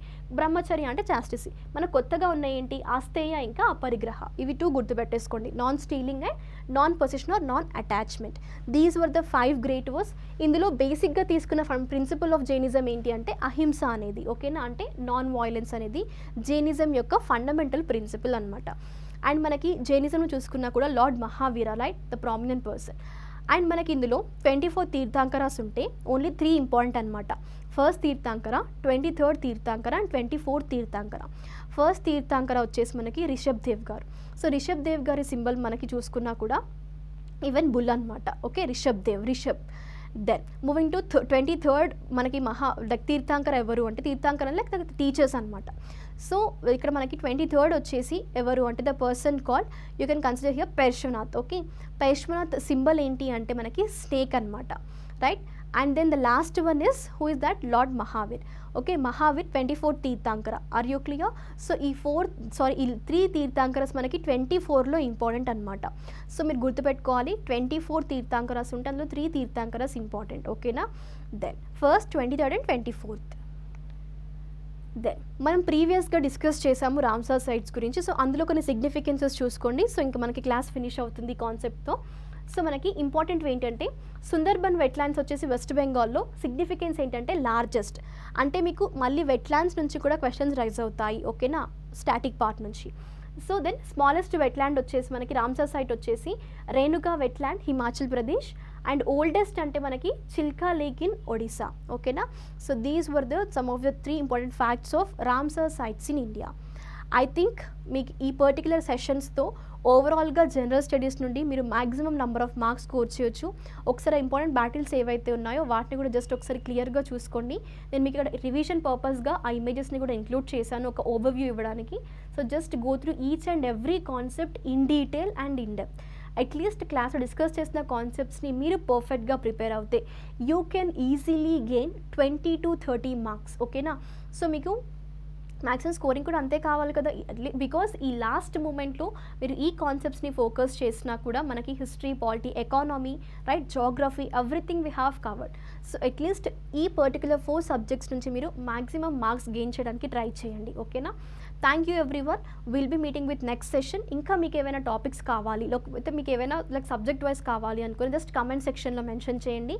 We will plan for that in this crucial period of time, okay. We were always here to support you. Thank you everyone. Stay safe and stay home. Prepare well and all the best for your examination.